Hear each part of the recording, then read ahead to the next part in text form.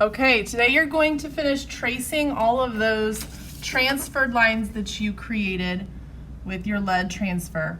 When you're tracing these lines, I want to make sure that you're going very slowly, making sure that you're trying to get right on top of that line as best you can. If I go really fast, I don't have as much control over my Sharpie. And then I'm going to show you the next step. I just want to make sure you can see how slowly I'm going. And I have to sometimes move my arm to get a better view so I can see the line that I'm tracing. So make sure you're going slowly and I'll show you the next step. Okay, so now I'm done tracing.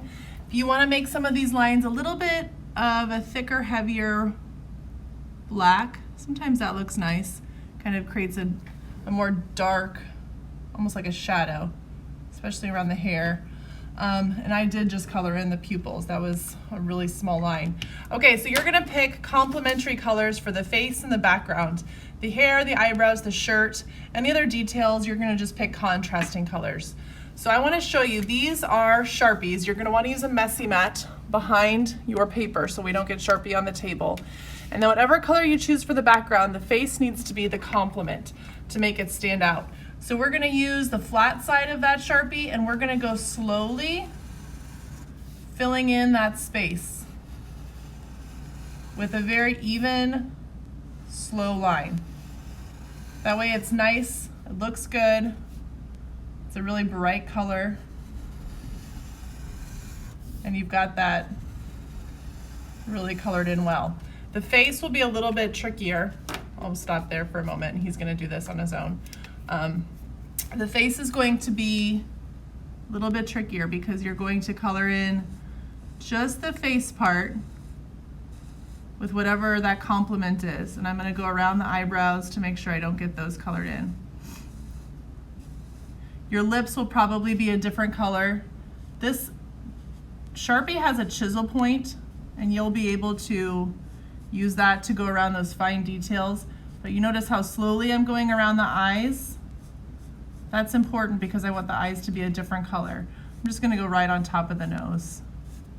And the Sharpie should not smear. All right, and then once you're done with that, I'll show you the next step. Okay, so when you finished coloring in the head, the neck, I forgot the ear here, so I'm just gonna give this a little bit of marker.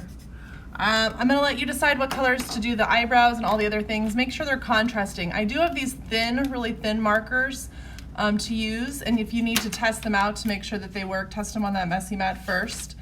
And then you can color in all of the other details on your own. I'm just gonna try to zoom this in a little bit so you can see the eye. I want you to try to keep that part of the eye white. I'm just gonna do this green. And then do that little pupil part with the marker. So you get a little bit of that white still showing, and he might want to do his eyebrows a different color. Remember, they're not realistic, they're artistic, so they're gonna look a little bit different. And then make sure you're putting things away correctly.